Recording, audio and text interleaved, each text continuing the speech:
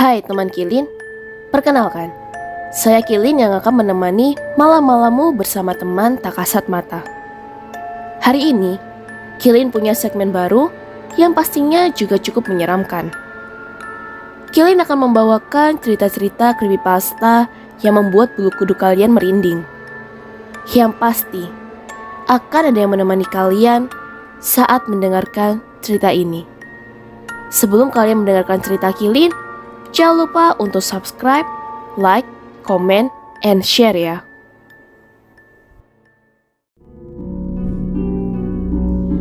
Dinas di luar kota. Akhirnya aku tiba di hotel tempatku menginap. Setelah menempuh perjalanan hampir 8 jam ke tempat tujuanku untuk dinas, aku dapat merebahkan tubuhku di kasur. Untung kali ini aku mendapatkan tugas di kota yang tidak terlalu kecil, sehingga aku dapat mencari hotel yang nyaman untuk kutinggali seminggu ke depan. Selesai beristirahat sebentar, aku mulai membuka koper dan bersiap untuk mandi. Setelah mandi, aku menyalakan TV, dan tidak terasa saat aku melihat HP, jam sudah menunjukkan pukul 1:30 pagi. Karena aku tidur sendirian di hotel ini, aku memutuskan untuk tetap menyalakan TV saat aku tidur dan menyalakan lampu kecil di kanan dan kiri kasurku untuk penerangan di kamar. Tubuhku terasa capek sekali, hingga aku tidak terasa sudah berada di alam mimpi. Saat membalikan tubuhku, aku cukup senang karena aku sedikit kesusahan untuk tidur kalau tidak ada guling. Kini, aku sudah memeluk guling. Tapi tidak lama kemudian, aku terbangun dari tidurku. Aku mendengar ada suara nafas selain nafasku sendiri. Dan tidak hanya itu, aku juga baru tersadar sejak kapan kamar hotel menyediakan guling. Foto bersama teman. Hari ini aku sangat bahagia, karena hari ini adalah hari kelulusanku. Nilai ujian kelas 3 SMA juga sudah keluar. Selesai mendengar guruku membagikan hasil ujian kami dan memberi selamat atas kelulusan kami, teman-teman sekolahku berencana merayakannya. Beberapa dari kami ada yang langsung pergi meninggalkan sekolah setelah menerima hasil ujian dan merayakan bersama dengan teman lain di luar. Ada juga yang merayakan di sekolah dengan mencoret dan menandatangani seragam SMA kami. Tapi satu hal yang tidak kami lewatkan, yaitu berfoto bersama. Mulai dari tiap kelas bersama wali kelas, hingga foto bersama dengan satu angkatan dan semua guru kami untuk kenang-kenangan. Begitu juga aku dan teman-teman satu gengku. Setelah berfoto bersama, kini waktunya kami berfoto dengan teman satu geng kami sebelum kami merayakan dengan makan-makan di salah satu mall. Selesai berfoto dengan berbagai macam gaya, kami bersama-sama melihat hasil jepretan foto yang diambil oleh salah satu teman sekelas kami. Tidak hanya aku, teman-temanku bingung dengan hasil foto ini. Karena aku bingung mencari wajahku di dalam foto. Sedangkan teman-temanku bingung karena semua hasil foto kami selalu ada satu wajah lagi yang ikut foto bersama kami. Dunia lain. Malam ini, aku menginap di apartemen temanku. Sudah lama semenjak ia magang di ibu kota, kami tidak bertemu. Karena ia mendapat libur yang cukup panjang, aku memutuskan menginap agar dapat mengobrol dan bercanda hingga pagi. Aku mengeluarkan HP-ku dan mengirimnya pesan. Aku sudah sampai, ini mau langsung naik ke apartemenmu. Jam di HP sudah menunjukkan pukul 7 malam. Aku segera menyimpan HP-ku di dalam tas dan membawa makanan yang sudah dibuat ibuku untuknya, dan juga beberapa cemilan dan minuman favorit kami.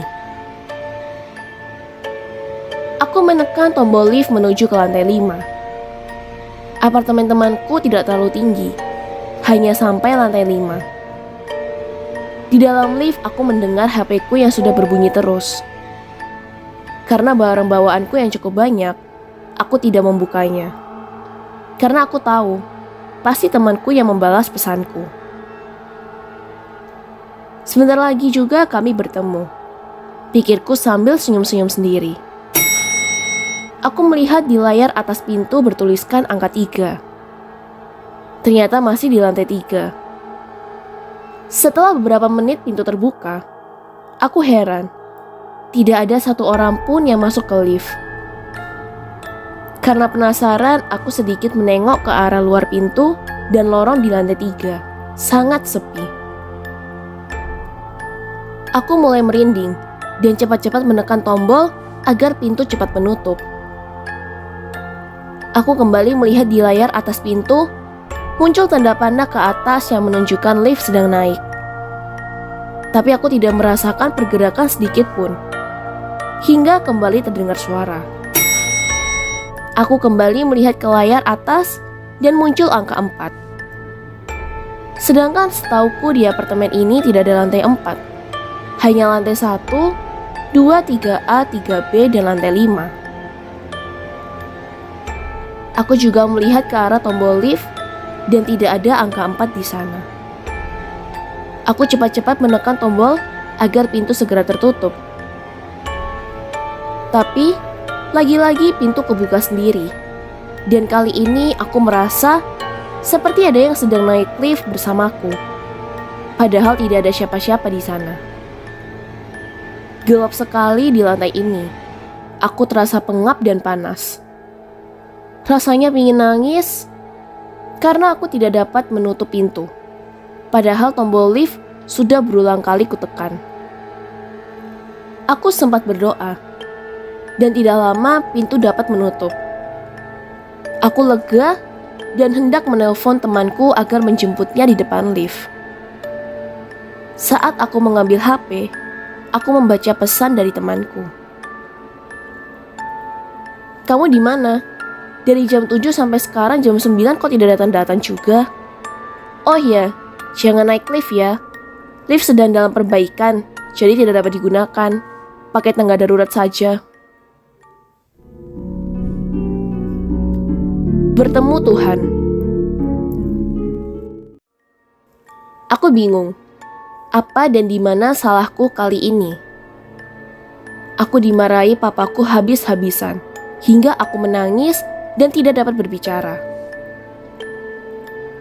Di waktu yang sama, mamaku pun menangis histeris melihat adikku. Aku sudah mencoba menjelaskan ke mereka, tapi tetap saja aku dimarahi hingga dipukul papaku. Padahal aku mencoba membantu apa yang menjadi keinginan adikku.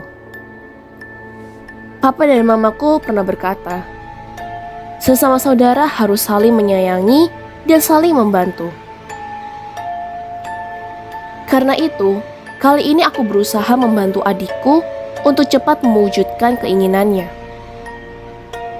Tiap malam aku selalu mendengarnya berdoa dan bilang kalau ia ingin bertemu dan melihat wajah Tuhan. Karena itu, aku membantunya agar segera bertemu dengan Tuhan sesuai keinginannya. Tapi aku malah dimarahi. Aku mencoba terus berpikir keras dan tidak dapat menemukan jawabannya. Lukisan. Aku adalah ibu rumah tangga yang memiliki satu anak. Anakku perempuan berusia 4 tahun yang bernama Sofia. Dan ia memiliki hobi menggambar. Karena kegemarannya menggambar, ia akan langsung melukiskan hasil karyanya ketika ia melihat kertas kosong. Setelah mengantar Sofia ke sekolahnya, aku berniat membersihkan rumah termasuk kamar Sofia. Saat membersihkan kamar Sofia, aku melihat hasil karya Sofia selama ini. Banyak sekali lukisan-lukisan aneh yang digambar oleh Sofia. Aku kira imajinasi anak kecil yang tidak pernah habis. Jadi aku membiarkan dan tidak menanyakan mengenai lukisan di kamarnya. Suatu hari aku kesal dengan temanku. Dan aku bercerita ke suami mengenai kronologi kejadian antara aku dan temanku. Seminggu kemudian aku mendapat kabar kalau temanku ini meninggal. Meninggalnya karena kecelakaan mobil. Aku yang mendengar kabar itu cukup kaget dan sedikit menyesal karena kami habis bertengkar. Lagi-lagi kali ini aku kembali membersihkan kamar Sofia. Betapa terkejutnya aku menemukan lukisan yang dilukis oleh Sofia. Di dalam lukisan, aku melihat kronologi kejadian yang dialami oleh temanku hingga membuatnya meninggal. Aku kembali menelpon pihak keluarga temanku dan mendengar cerita apa yang terjadi dengan temanku ini. Kejadiannya persis dengan yang dilukiskan oleh Sofia. Dan dari kejadian ini, aku yang mulanya mengira hanya imajinasi anak kecil, namun ternyata apapun yang ia lukis dapat menjadi kenyataan. Aku pun memanggil Sofia dan menanyakan mengenai cerita lukisan ini. Sofia menjawab, "Waktu itu, aku mendengar mama cerita sama papa kalau mama lagi kesal sama teman mama ini. Makanya, aku lukis aja teman mama." Bagaimana teman Kilin? Apa kalian memiliki cerita creepypasta yang lain yang sangat menyeramkan? Kalau ada, jangan lupa komen di bawah atau kirim cerita kalian di email kilin614@gmail.com ya. Siapa tahu, cerita creepypasta kalian yang akan Kilin bacakan selanjutnya. Terima kasih karena sudah mendengarkan cerita Kilin hari ini. Jangan lupa datang dan dengarkan cerita-cerita seram Kilin lainnya. Terima kasih juga untuk subscribe, like, share, dan komennya teman-teman Kilin.